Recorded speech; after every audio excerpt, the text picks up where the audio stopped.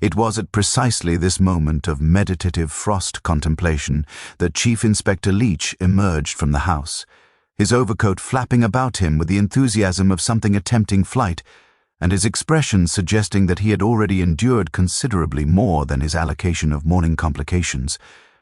Leach was a conscientious man of the sort who believed that proper procedure and honest effort would eventually reveal truth, much as one believed that if one planted tulips they would flower, a philosophy admirable in its optimism and frequently disappointing in its application. He greeted Whimsy with the kind of relief generally reserved for the arrival of medical intervention during a crisis, clasping his hand with perhaps more earnestness than the social conventions strictly demanded. "Thank God you've come, my lord," Leach said, abandoning even the pretense of preliminary civility. "This one's a proper tangle, and I confess I'm rather at a loss regarding the domestic arrangements. Everyone locked in, everyone locked out, and nobody, and I do mean nobody, admitting to anything resembling a motive, though the brother's been shouting about the will since 8:30, and the ward's in the morning room with a case of what appears to be either genuine hysteria or the finest theatrical performance I've witnessed outside the West End."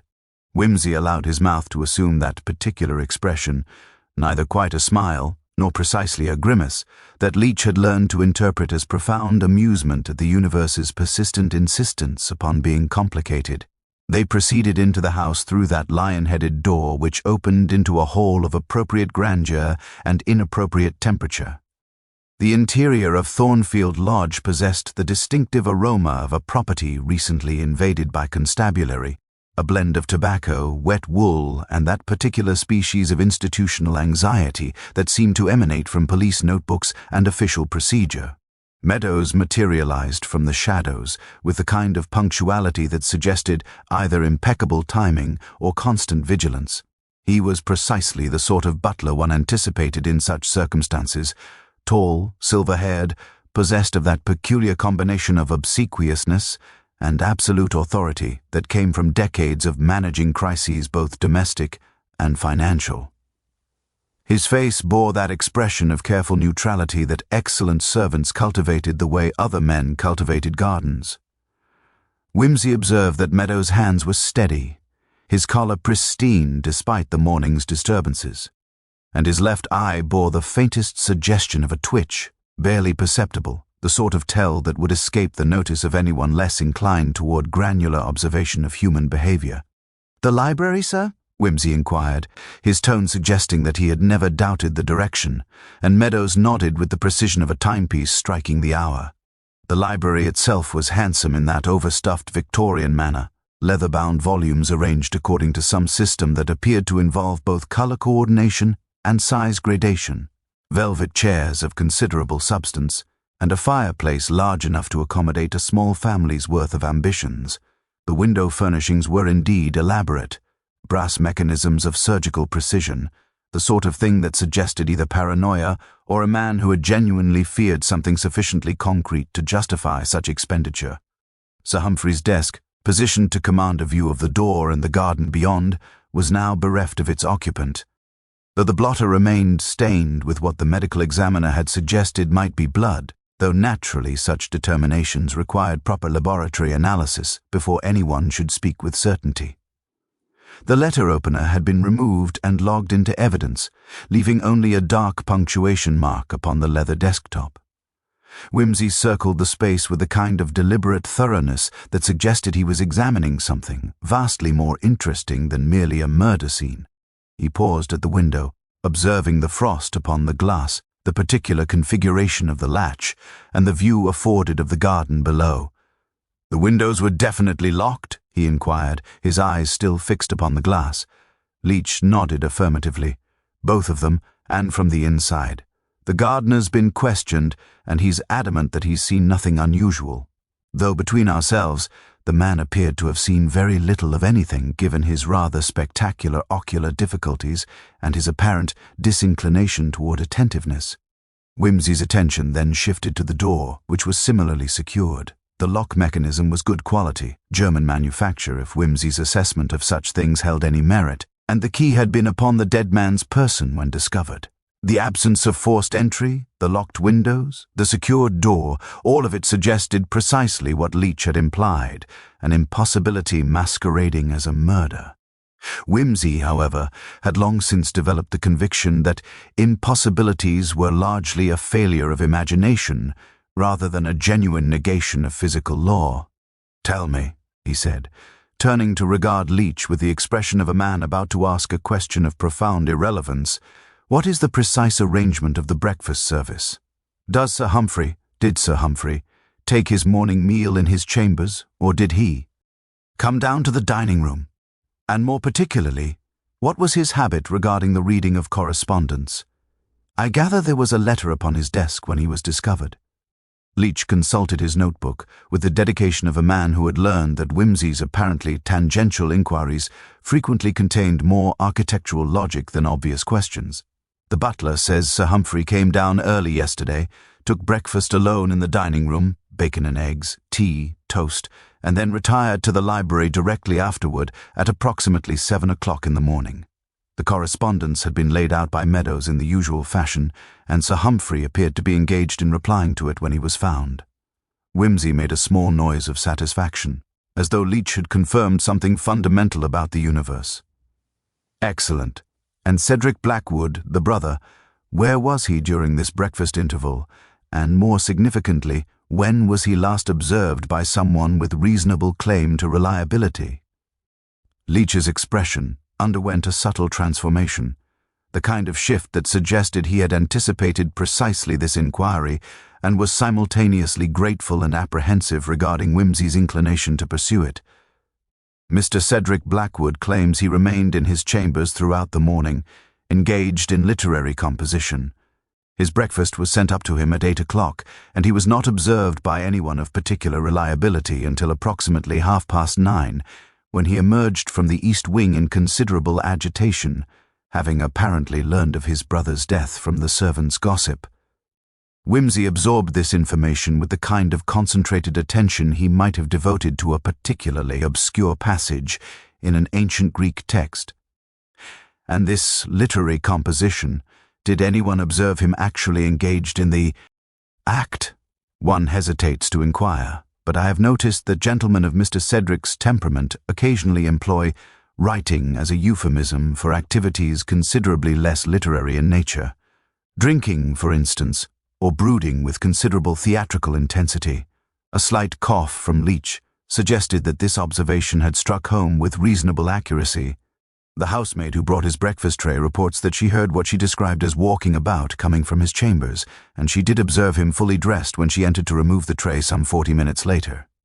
Beyond that, I confess the matter becomes somewhat opaque." Whimsy moved toward the desk and examined, with what appeared to be casual interest, the blotter and the arrangement of writing implements. There was something about the positioning of the pen, a good quality instrument, fountain type, Parker, if Whimsy's recollection of such things remained sound, that suggested it had been set down rather deliberately, rather than abandoned in haste. The ink upon the nib had begun to congeal, which implied a period of at least several hours' exposure to air. The letter that was upon the desk, has it been preserved? And was there anything unusual about its contents, or indeed about the correspondence more generally? Leach produced a small leather wallet from his overcoat pocket and withdrew a single sheet of paper, yellowed slightly and bearing the distinct impression of having been handled by several pairs of constabulary gloves. The letter was addressed in handwriting that suggested a man accustomed to authority, written in a formal script that spoke of an older generation's insistence upon proper penmanship.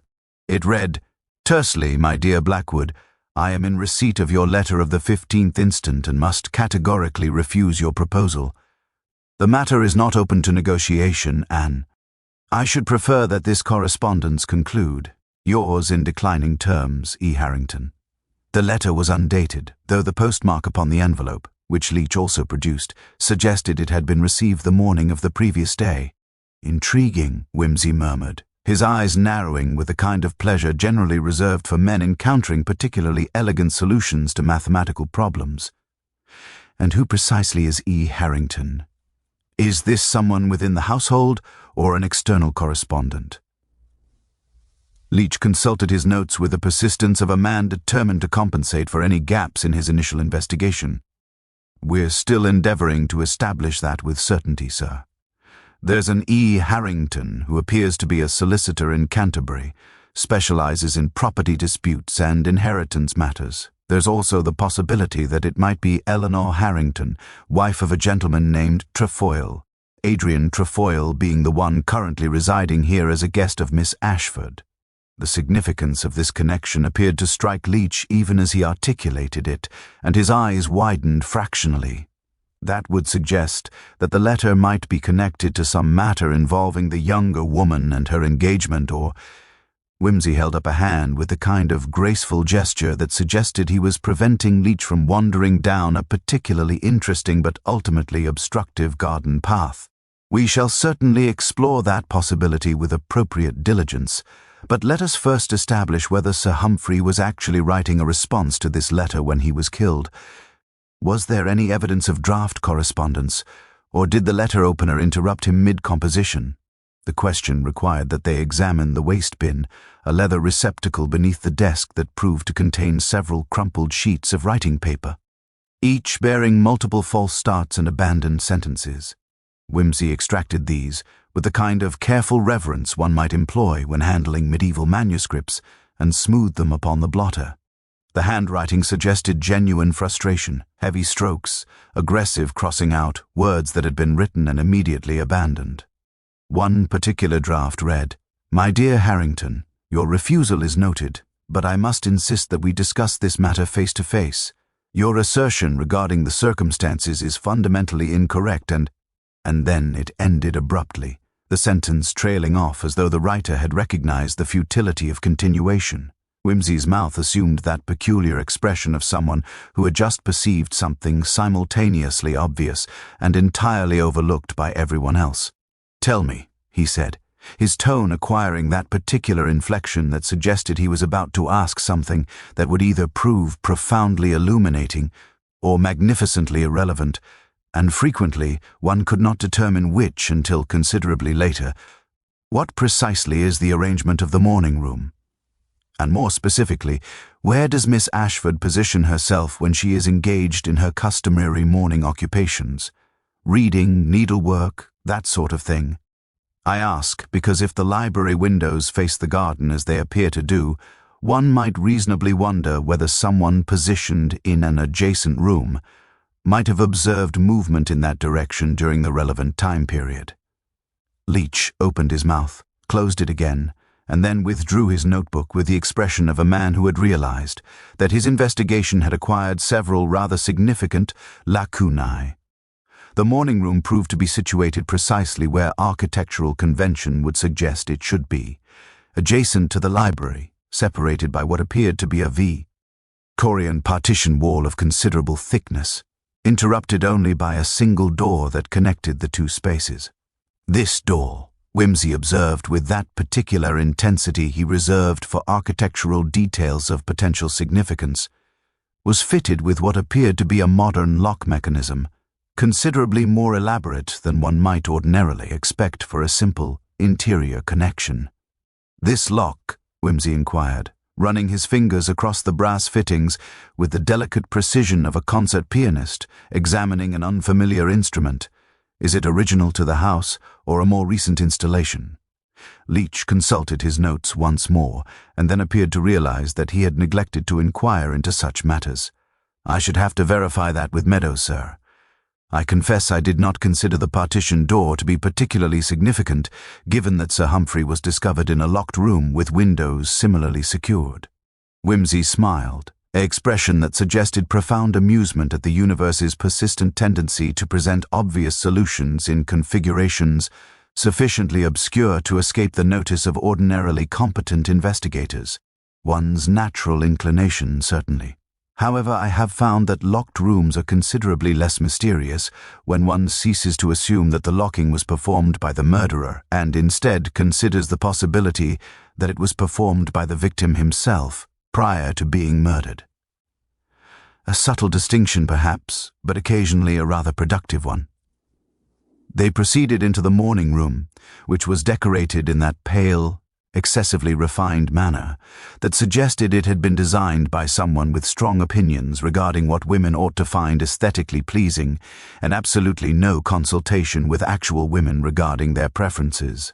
The furnishings were light and insubstantial, the colors predominantly pastels, and positioned near the window, which offered a clear view of the garden, and more significantly, of the garden side of the library windows, was a small writing desk and a comfortable chair upholstered in pale cream damask.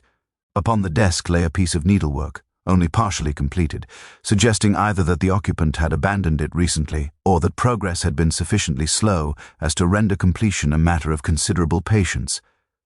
"Miss Ashford customarily occupies this room?"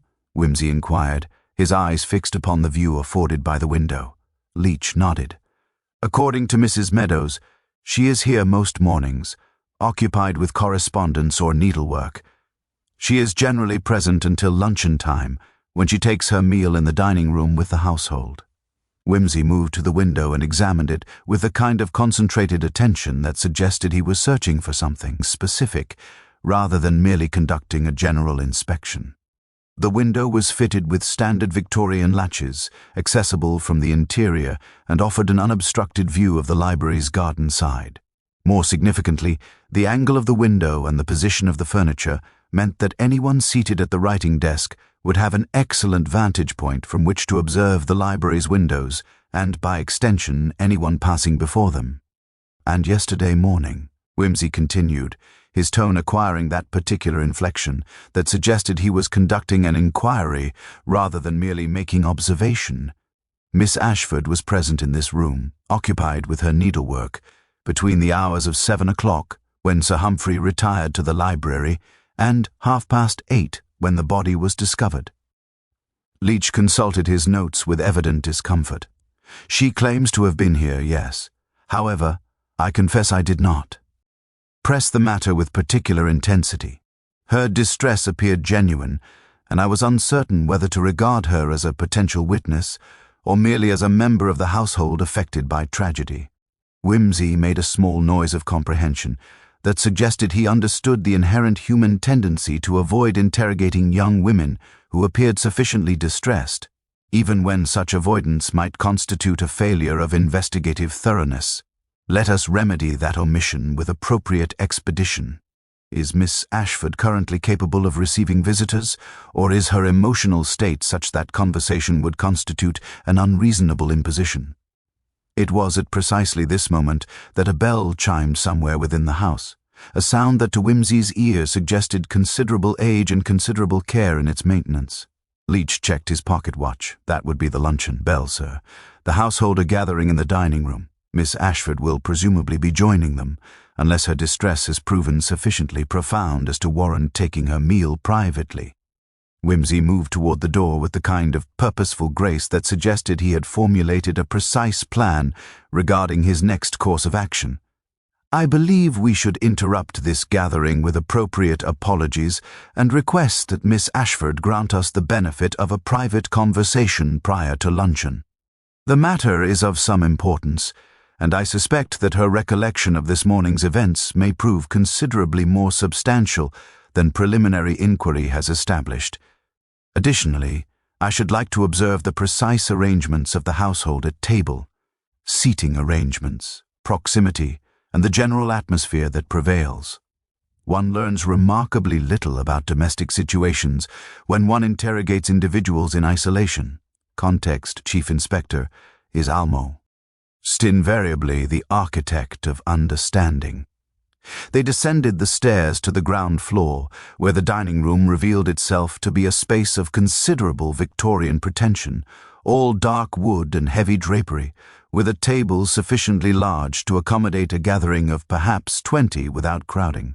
Currently present were 6 individuals, Meadows standing at attention near the sideboard, Mrs. Meadows overseeing the service of what appeared to be an excellent game pie, Cedric Blackwood at one end of the table with an expression suggesting he had already consumed a considerable quantity of whatever spirits the household maintained, Adrian Trefoil seated with a kind of casual elegance that suggested either genuine comfort or remarkable theatrical skill, 2 housemaids attending to the service, and notably absent from the table, "Miss Victoria Ashford.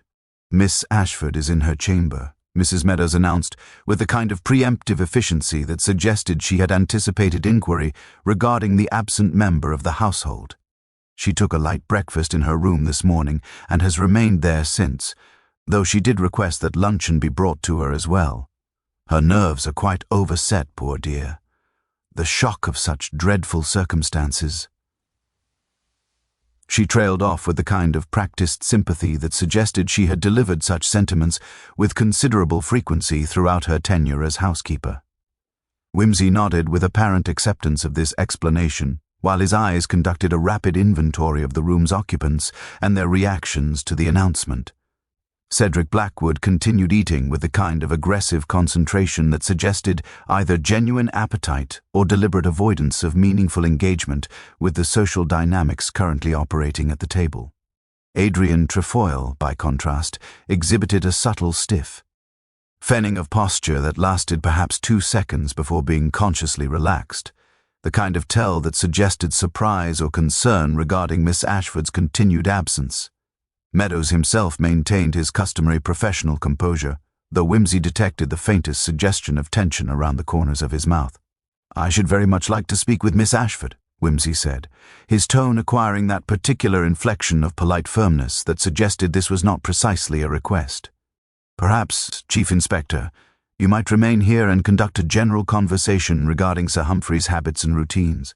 I find that household staff frequently possess remarkably observant perspectives regarding the private comportment of their employers, and I suspect that Meadows, in particular, might illuminate certain aspects of the deceased gentleman's character that have not yet achieved prominence in our investigation." Leach appeared to understand the implicit instruction that Whimsy wished to interview Miss Ashford alone, and that his own presence might prove inhibitory to the production of useful information. He therefore occupied himself with inquiries regarding the household's morning routines, while Whimsy ascended the staircase with Mrs. Meadows as his guide.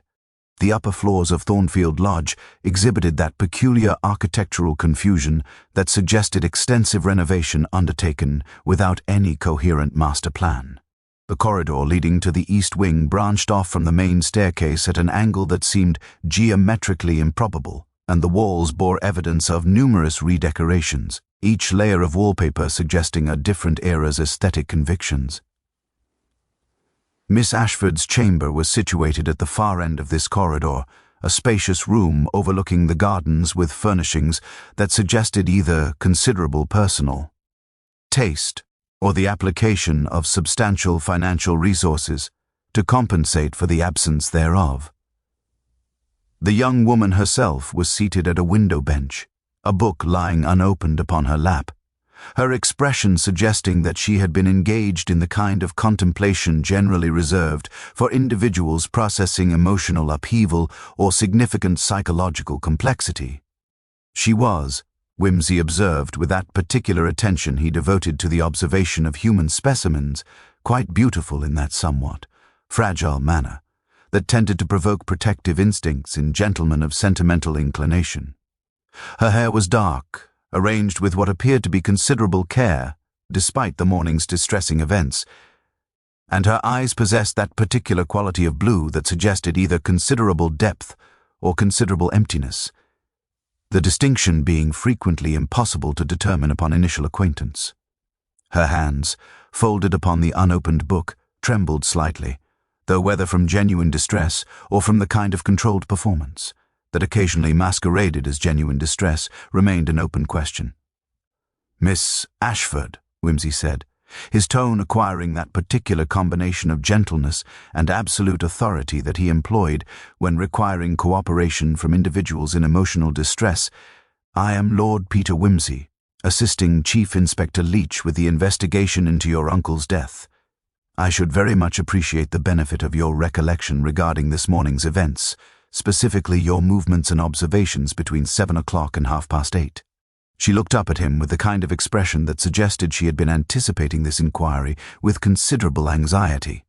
"I have already told the constabulary everything I observed," she said, her voice acquiring that particular tremor that suggested either genuine distress or considerable theatrical skill applied to the production of convincing facsimile thereof.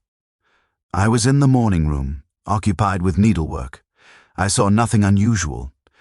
When the housemaid came to fetch me for breakfast at 8 o'clock, she informed me of what had occurred.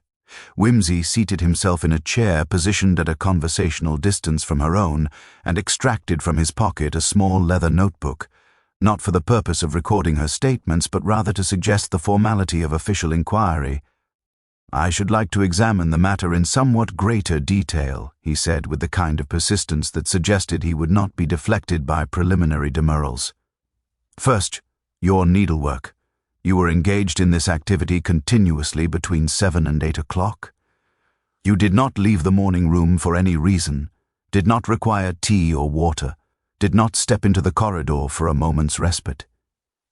She hesitated, and in that hesitation, Whimsy detected something significant. "I may have stepped out for a moment," she said, her eyes becoming fixed upon the book in her lap rather than upon his face.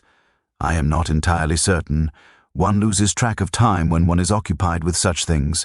Perhaps I took a brief pause. I cannot precisely remember." Whimsy allowed a moment of silence to extend between them, the kind of silence that frequently produced additional information from individuals who found extended quiet disconcerting. "And this pause," he continued, his tone remaining perfectly mild, "did it occur, perhaps, in the vicinity of the corridor separating the morning room from the library? Or did it involve a descent to the ground floor, perhaps to request refreshment from the kitchen?" Her hands tightened upon the book cover. "The corridor, I think," she said quietly. "I may have stepped into the corridor. I do not recall a precise reason. The morning was somewhat warm despite the season, and I may have desired fresh air."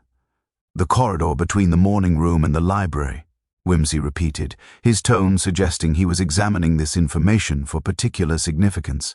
"That is a rather specific location for one to seek fresh air, Miss Ashford, given that such corridors are typically characterized by precisely the opposite atmospheric qualities. One might more reasonably seek ventilation by opening a window or by proceeding to an external space where air currents would be more substantially in evidence. However, the corridor in question does offer something considerably more interesting than atmospheric relief. It offers a vantage point from which one might observe the library door without being observed oneself, does it not?" She made no immediate response, but the color that had previously inhabited her cheeks underwent a rather dramatic evacuation, leaving her complexion with that particular pallid quality that suggested either genuine shock or the recognition that deception had achieved its natural terminus. "I should like you to consider very carefully before responding," Whimsy continued, his voice maintaining its gentle but absolutely inflexible quality, "whether you happen to observe anyone entering or departing from the library during this interlude you spent in the corridor seeking what you have termed fresh air. A glimpse of clothing, perhaps, or the sound of footsteps. Such details, even those which seemed insignificant at the moment of their occurrence, frequently acquire considerable importance when examined retrospectively." She lifted her eyes to his with the kind of expression that suggested internal conflict of considerable intensity. "I did see someone," she said finally, her voice barely above a whisper. "Or rather, I heard someone. There was the sound of footsteps from within the library, heavy footsteps, as though someone were pacing. It seemed unusual, because Uncle Humphrey typically sat at his desk when he was working on correspondence. He did not pace. I was curious, I suppose, and I waited in the corridor hoping to understand what was occurring, but after a few moments the footsteps ceased, and I heard nothing further. I returned to the morning room and attempted to resume my needlework, though my concentration was quite disrupted." Whimsy absorbed this information with the kind of deliberate thoughtfulness that suggested he was examining it from multiple angles simultaneously, testing its consistency against other data points already accumulated. "And you did not think to mention this observation to the constabulary when they conducted their preliminary inquiry?" he asked, his tone remaining perfectly level but acquiring a certain weight that suggested disappointment rather than accusation. "It seemed unimportant," she said, defensive now, and I was distraught. I did not wish to involve myself unnecessarily. Besides, it could have been anyone, a servant, perhaps, or even my imagination. I was already somewhat nervous, you understand, and the mind plays tricks when one is in such a state. The human mind is indeed a remarkable instrument for the production of self-deception, Whimsy acknowledged, though I suspect in this instance your recollection is considerably more accurate than you are prepared to acknowledge. Tell me, Miss Ashford, when precisely did you hear these footsteps? Was it immediately upon your entering the corridor, or did an interval transpire? And more specifically, do you recall any other sounds emanating from the library? A voice, perhaps, or the sound of objects being disturbed? She appeared to consider this question with evident discomfort, and when she spoke, her voice acquired a tremor, louse quality, that suggested she was approaching territory of considerable personal significance. There were voices, actually, she said slowly. I had forgotten that detail, or perhaps deliberately avoided recalling it. There was Uncle Humphrey's voice, certainly, but there was another voice as well, a woman's voice. They appeared to be engaged in some manner of argument or intense discussion. I could not hear the precise words, but the tone suggested considerable emotion. Whimsy felt that particular surge of satisfaction that accompanied the emergence of information that altered the entire configuration of a puzzle. And this woman's voice, he inquired with careful precision, did it possess any qualities that might have suggested familiarity? An accent, perhaps, or a particular timbre that might have indicated identity? She shook her head slowly. I could not determine that with certainty. The walls are quite thick, and the words were muffled.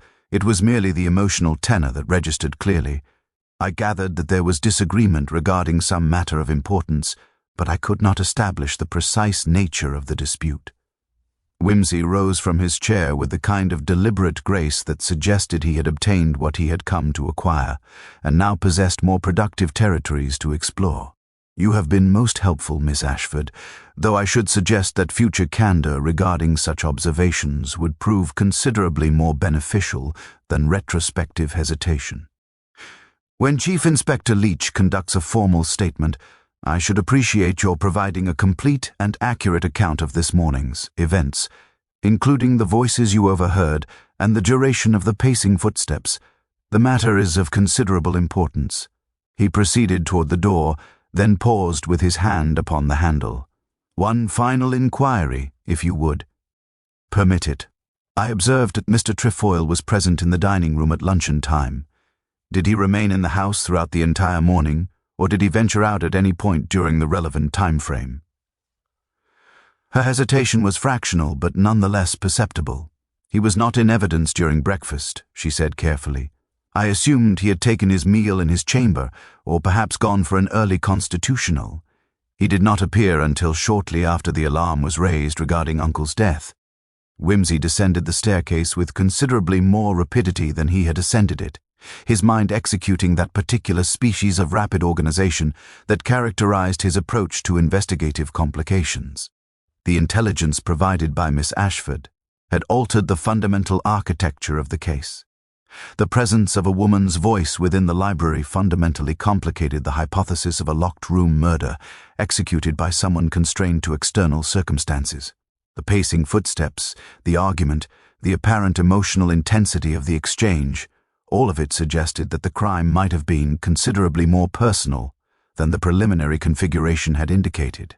More significantly, Adrian Trefoil's absence from his customary morning locations required examination, and the identity of the woman whose voice had penetrated the library's thick walls remained an open question of considerable consequence. Upon regaining the ground floor, Whimsy discovered that the luncheon service had concluded and the household had dispersed to their various occupations. Leach emerged from the dining room with a kind of expression suggesting that conversation with the assembled company had provided more confusion than clarity. The brother claims he was composing a manuscript in his chamber throughout the morning, Leach reported, his notebook already open. To the relevant section, and while he admits to consuming a considerable quantity of brandy at breakfast, he was adamant that he did not leave his rooms until after the alarm regarding Sir Humphrey's death. As for Mr. Trefoil, his account is rather more circumscribed. He claims to have taken a walk in the grounds after breakfast, desiring fresh air and exercise. He provides no specific witnesses to corroborate this assertion, though the gardener apparently observed him proceeding toward the North Woodland at approximately 7:30 in the morning. The North Woodland, Wimsey repeated, his tone suggesting he was examining this detail for particular significance. That is an interesting location for Mr. Trefoil to have selected for his morning constitutional, given that it faces away from the house and offers no view of the gardens or the more cultivated portions of the estate. One might reasonably wonder what attractions such a direction might possess for a gentleman guest, unless he possessed either a particular passion for sylvan landscapes or some other motivation for absenting himself from the immediate vicinity of the house during the precise time frame in which Sir Humphrey was murdered. The implications of this observation appeared to strike Leach with considerable force. You suspect his involvement, then? The timing is certainly suggestive, and we have only his word regarding his location during the critical period. Wimsey held up a hand with a gesture that suggested he wished to prevent premature conclusion. Suspicion, Chief Inspector, is a preliminary state requiring considerable refinement before it evolves into conviction.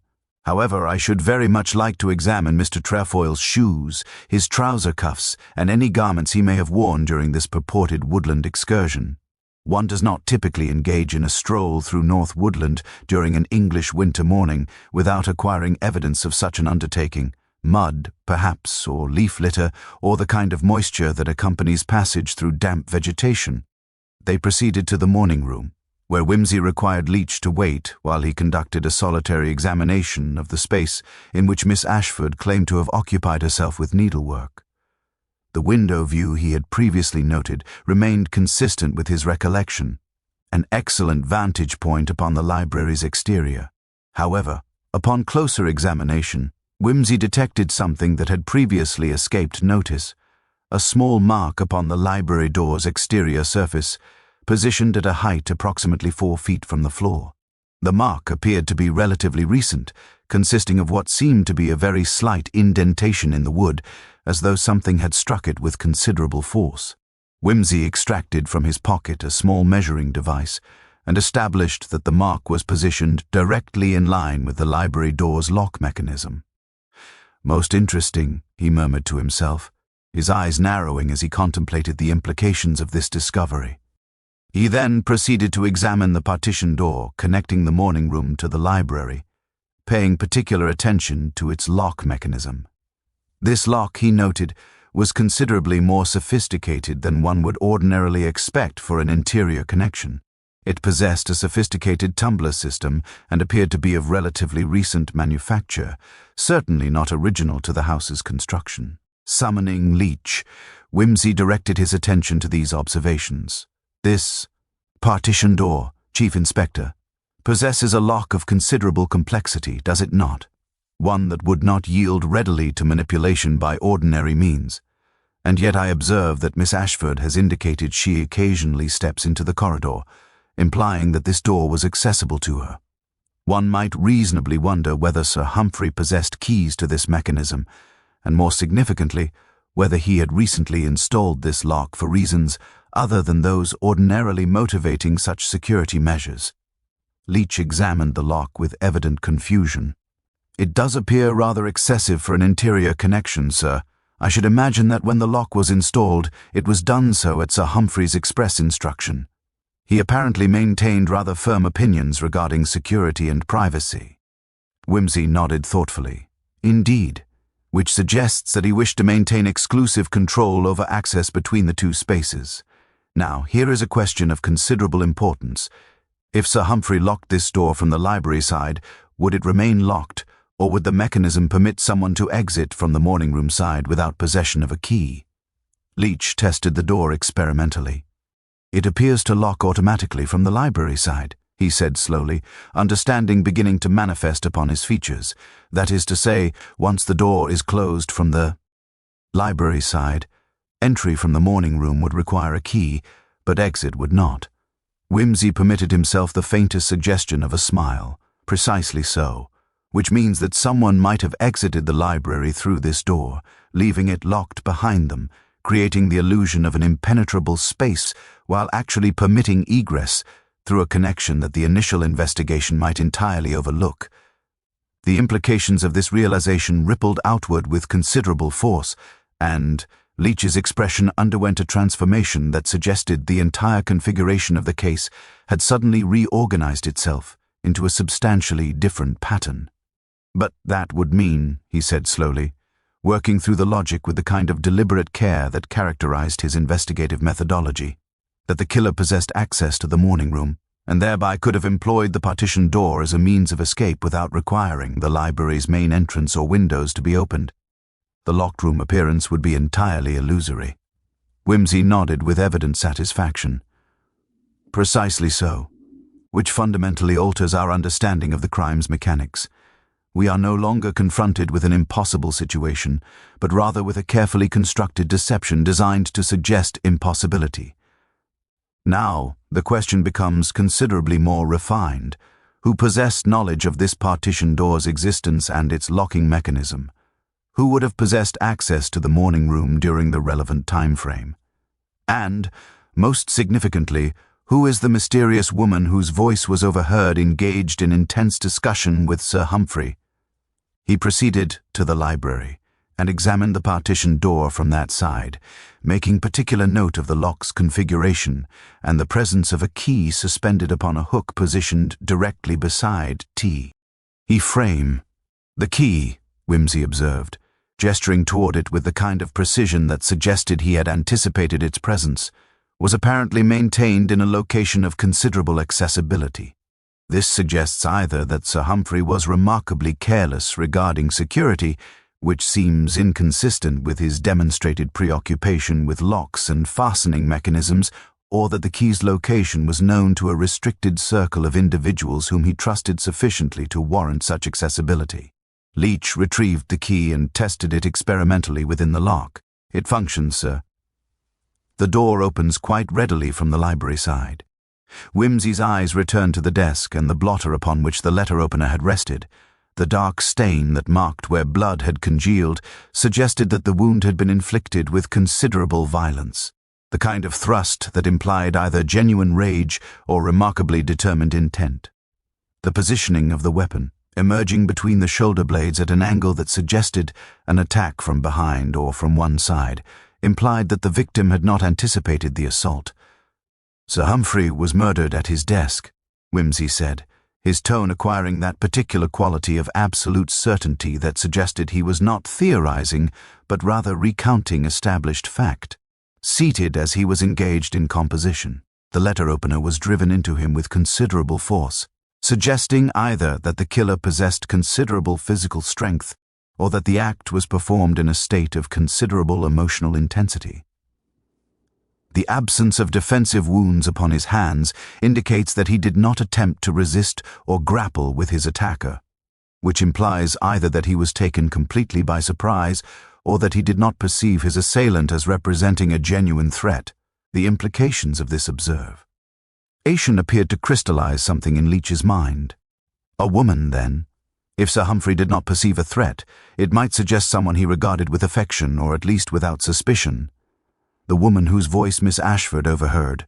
Whimsy permitted himself a moment of consideration before responding. That is one hypothesis certainly worthy of examination.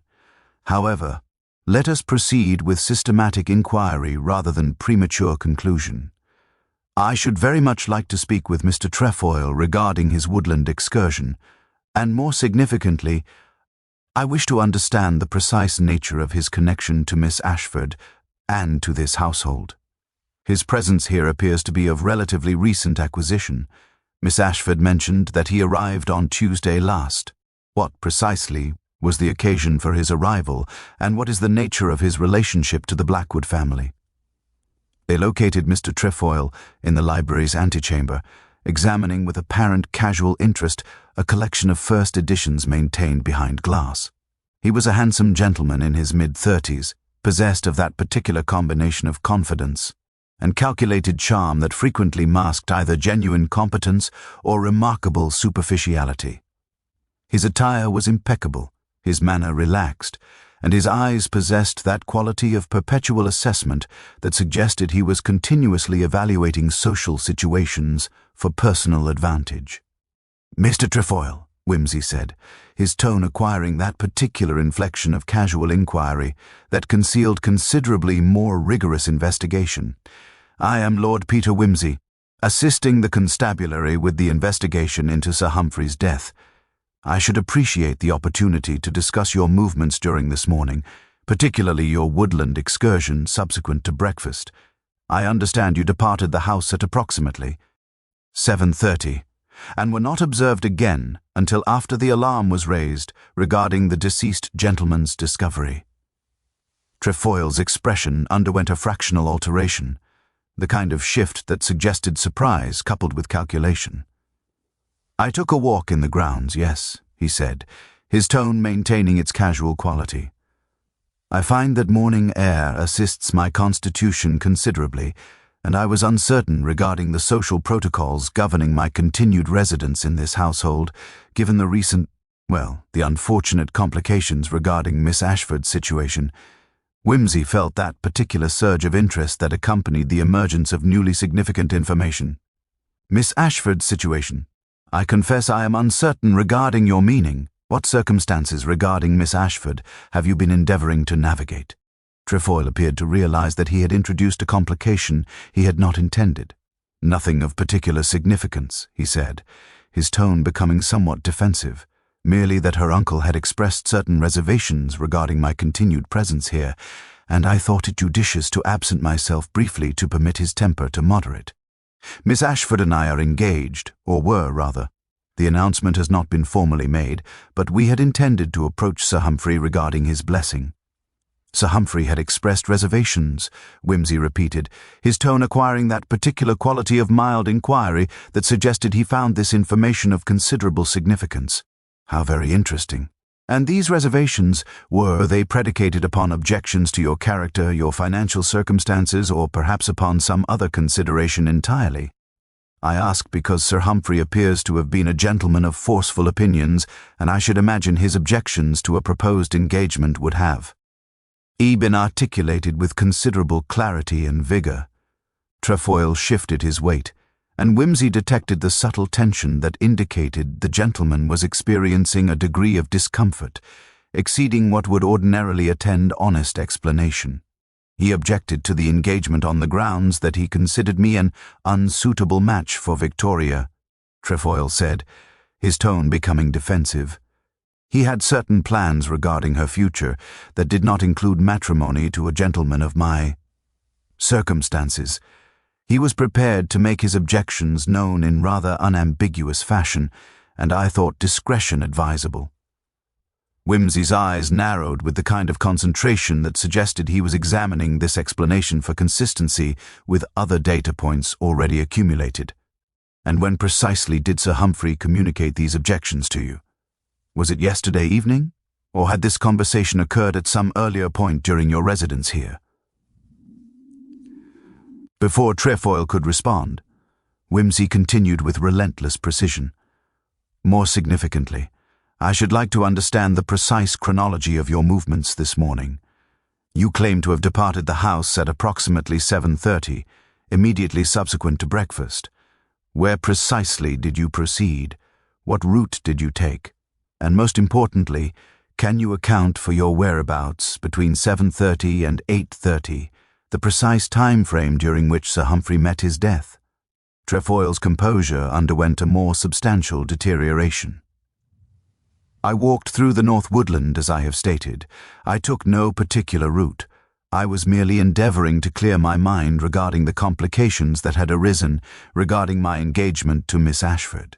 Whimsy made a small noise of apparent skepticism. "The North Woodland, at a time of year when the ground is damp and the vegetation is dormant. Yet why? Our shoes exhibit no evidence of mud or moisture, and your trouser cuffs are remarkably pristine for someone who has allegedly spent an hour engaged in woodland rambling. Shall we examine your footwear more closely, or will you prefer to revise your account of this morning's activities?" Trefoil's face underwent a noticeable color alteration, and his hands, which he had been maintaining with studied casualness at his sides, now exhibited a tremor that suggested the strain of maintaining his fabrication had exceeded his psychological capacity. "I did not go to the woodland," he admitted finally, his voice becoming strained. "I could not bear to remain in the house, given the tension with Sir Humphrey. I took the motor car and drove to the village public house.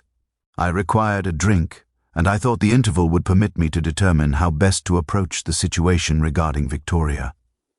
I was not present at the house during the relevant period." Wimsey absorbed this confession with the kind of expression that suggested neither surprise nor particular satisfaction. "How very interesting. And can the proprietor of this public house corroborate your presence there during the morning hours? I suspect he might recall a gentleman arriving at a rather unusual hour for the consumption of alcoholic beverages, unless such visits are ordinarily part of his clientele's routine." The silence that followed was sufficiently prolonged to suggest that corroboration was unlikely to be forthcoming. "The proprietor may not recall precisely," Trefoil said weakly. "I was endeavoring to maintain a low profile. I sat in the corner of the tap-room and consumed perhaps 2 whiskies. I do not believe I engaged in conversation with anyone." Leach appeared prepared to arrest Trefoil on the spot, but Wimsey held up a restraining hand. "We shall verify your account regarding the public house with App." "Appropriate expedition," he said, his tone suggesting that such verification would likely produce considerably different results from those Trefoil appeared to be anticipating. "However, I confess I find your explanation regarding the motor car and the public house somewhat suspect. You see, Mr. Trefoil, the gardener observed you proceeding toward the North Woodland at approximately 7:30 this morning, yet you now claim to have been absent from the house. If you had taken the motor car, the gardener would have observed your departure from the drive, which is positioned directly adjacent to his working area. He made no mention of any motor car, which suggests either that his observation was inaccurate, which seems unlikely given the specificity of his account, or that you did indeed proceed toward the woodland as originally suggested, but that your ostensible purpose for doing so was considerably different from the explanation you have provided." Trefoil's mouth opened and closed several times, as though he were attempting to formulate a response that would somehow resolve the contradiction between the gardener's testimony and his revised account. "I did go toward the woodland," he finally admitted. "I lied because I was afraid. I was afraid that you would suspect me of involvement in Sir Humphrey's death, and I thought if I could establish an alibi involving the public house, you might pursue other suspects. I did go walking, though not through the woodland itself. I walked along the perimeter path that overlooks the drive, where I could observe the house without being observed myself. I was waiting, you see. I was waiting to see if Sir Humphrey might emerge from the house so that I could approach him and attempt to negotiate regarding Victoria's engagement." Wimsey regarded him with an expression suggesting neither belief nor disbelief. "And during this surveillance, the house from the perimeter path, did you observe anything of significance? Any visitors arriving or departing? Any individuals entering or leaving through doors or windows? Any sounds emanating from the house that seemed unusual or worthy of note?" Trefoil hesitated, and in that hesitation, Wimsey detected the emergence of genuine recollection rather than fabricated narrative. "There was a motor car," Trefoil said slowly, as though the memory were materializing from the depths of his consciousness with reluctant deliberation. "It arrived at approximately 7:45, I should estimate. A woman emerged from it. I could not see her face clearly from my vantage point, but she was dressed in dark clothing, and she appeared to be carrying something. She proceeded directly to the side entrance of the house, the one that provides access to the corridor connecting the morning room to the library. She used a key to enter, which suggested she was familiar with the household. Wimsey felt that particular surge of profound satisfaction that accompanied the emergence of testimony that clarified rather than further obscured the investigative landscape. "And this woman, did you observe her departure from the house? Did she remain inside for any substantial interval?" Trefoil nodded slowly. "She was inside for perhaps 20 minutes, I should estimate. When she emerged, she appeared to be in considerable emotional distress.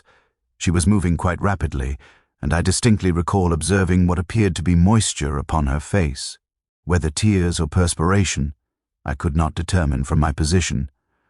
She entered the motor car and departed immediately, driving toward the village with considerable speed. Whimsy turned to Leach with an expression suggesting that the investigation had acquired a substantially more coherent configuration. "Chief Inspector, I believe we have achieved sufficient clarification regarding the mechanics of this crime to warrant pursuit of a somewhat more specific inquiry. The woman who arrived at 7:45 used a key to access the house through the side entrance, spent approximately 20 minutes in the vicinity of the library, and departed in evident emotional distress. This individual represents our most promising lead. I should suggest that we make inquiries regarding visitors to the house on the previous evening, and more significantly, whether Sir Humphrey received any telephone calls or correspondence that might provide indication of the woman's identity." Leach appeared to be experiencing a degree of gratification regarding this emerging clarification. "The letter," he said, his eyes widening with sudden comprehension. "The letter from E. Harrington, which arrived yesterday and was positioned upon Sir Humphrey's desk when he was discovered. If E. Harrington is indeed Eleanor Harrington, wife of Mr. Adrian Trefoil's acquaintance, then we have a connection between the visitor and the correspondence." Whimsy held up a hand with a gesture of mild restraint. "Your reasoning is sound, Chief Inspector, though I should suggest that we not proceed with premature assumption regarding the identity of this mysterious correspondent. However, I believe we should conduct immediate inquiry regarding the precise nature of Eleanor Harrington's relationship to Sir Humphrey and to the other members of this household.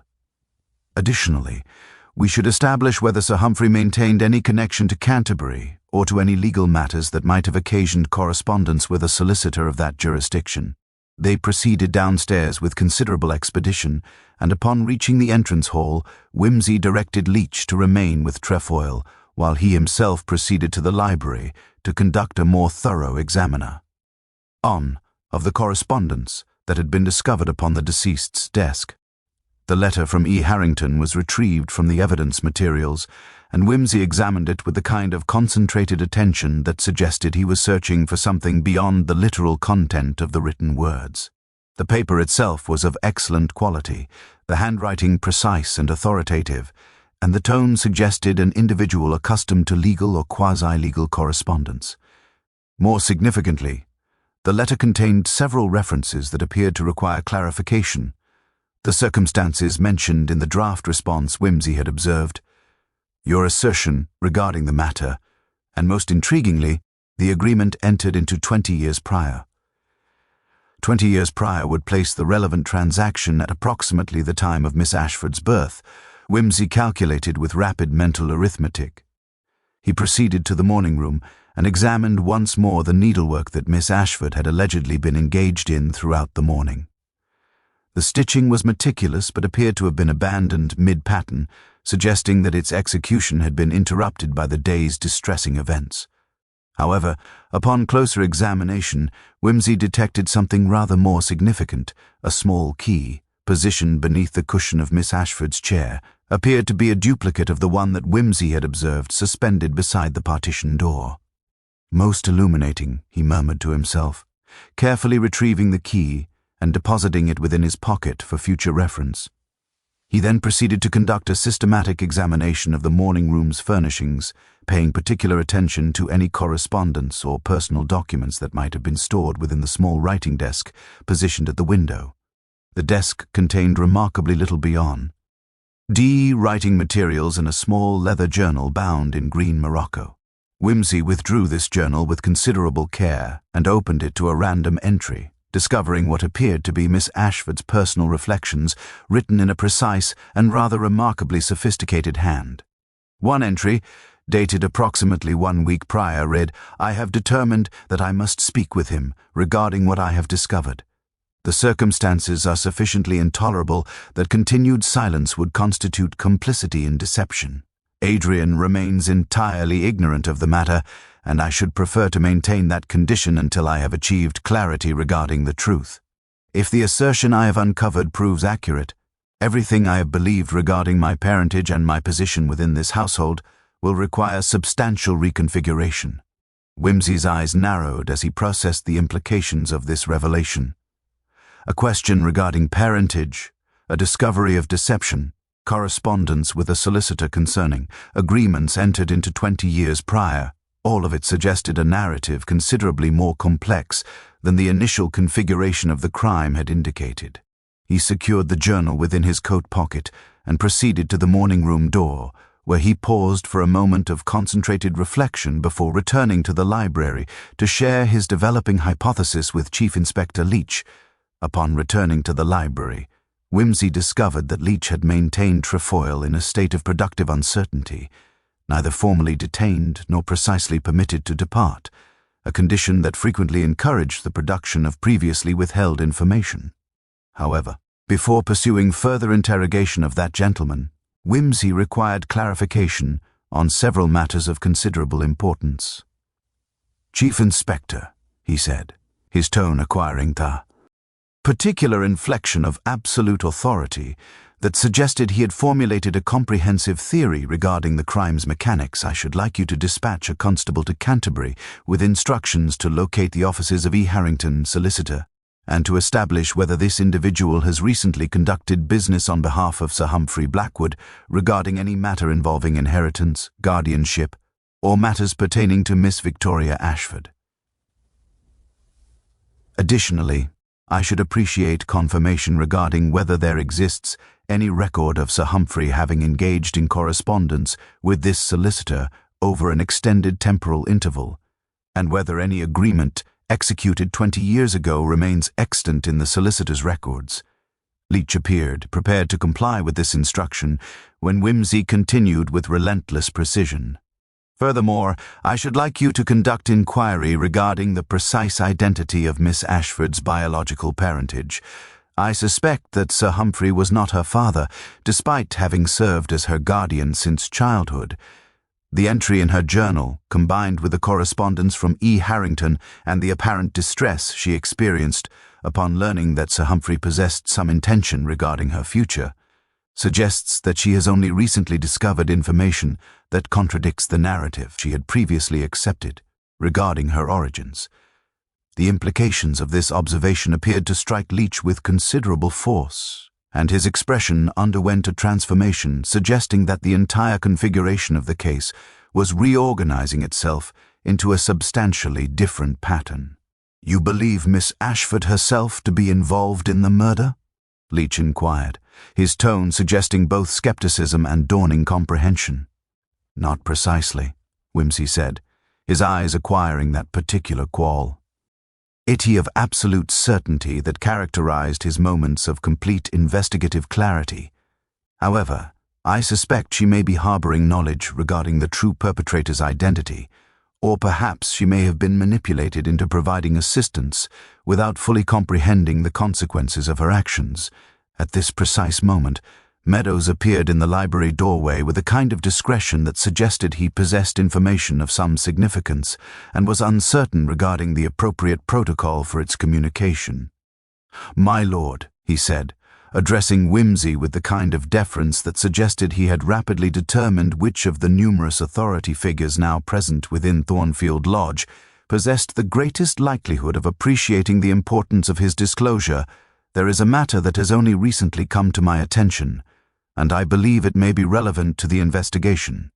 This morning, upon conducting the usual inspection of the library prior to the discovery of the regrettable occurrence, I observed that the partition door connecting to the morning room was secured, which is consistent with Sir Humphrey's customary practice. However, I subsequently discovered that the key to this door, which is ordinarily maintained upon the hook beside the frame, was not in evidence. It has not been located subsequently, and I should surmise that it was either removed by the individual responsible for the tragedy or by some other person with knowledge of its significance." Whimsy withdrew from his pocket the key he had discovered beneath Miss Ashford's chair cushion and displayed it to Meadows. "Is this the key in question?" The butler examined it with visible surprise. "Indeed, my lord, that appears to be precisely the key that was missing this morning. However, I confess I am at a loss regarding how it came to be in your possession." Say made a small noise of satisfaction. "It was discovered in Miss Ashford's chamber, secreted beneath the cushion of her reading chair. Its presence there suggests either that she removed it from the library door in anticipation of requiring it for purposes of egress, or that she discovered it elsewhere and concealed it for reasons of her own.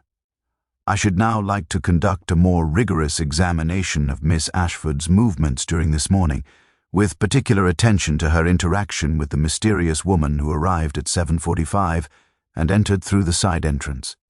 He proceeded upstairs with considerably more alacrity than before, and upon reaching Miss Ashford's chamber, he entered without preliminary courtesy and confronted her with an expression suggesting he had moved beyond the stage of gentle inquiry into considerably more direct interrogation.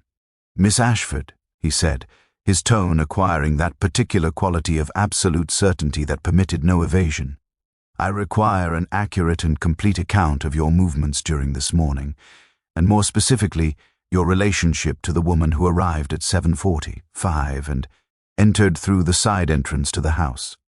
I should suggest the continued deception would prove considerably more detrimental to your interests than candid disclosure regarding the events that transpired." She appeared to recognize that the moment for dissimulation had achieved its terminus, and her composure underwent a substantial deterioration. Tears emerged upon her cheeks, and her hands trembled visibly. "I did not know what she intended," she said, her voice acquiring a tremulous quality that suggested genuine distress. "She arrived this morning and requested that I permit her to enter through the morning room. She said she required to speak with Uncle Humphrey regarding a matter of considerable import. And she begged me to assist her in gaining access without alerting the household staff. I provided her with the key to the partition door, and I agreed to remain in the morning room to ensure that she would not be interrupted. I did not anticipate that she would harm him. I thought she merely wished to conduct a private conversation regarding some legal matter." Wimsey's eyes acquired a particular intensity as he processed this confession. "And this woman, who is she? What is her relationship to Sir Humphrey?"